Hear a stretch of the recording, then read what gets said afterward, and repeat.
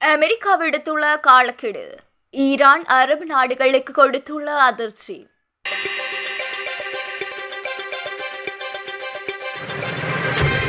அமெரிக்க ராணுவ முகாம்களுக்கு மின்சாரம் வழங்கும் மத்திய கிழக்கு பிராந்தியத்தின் மின் உற்பத்தி நிலையங்கள் மீது தாக்குதல் நடத்தப் போவதாக ஈரான் எச்சரிக்கையொன்றினை விடுத்துள்ளது.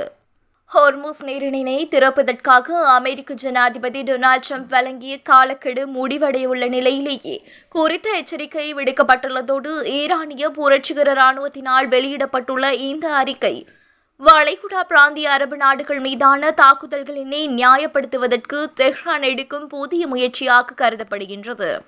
திங்கட்கிழமை காலை ஈரானிய அரசு தொலைக்காட்சியால் குறித்த அறிவிப்பானது வெளியிடப்பட்டுள்ளது.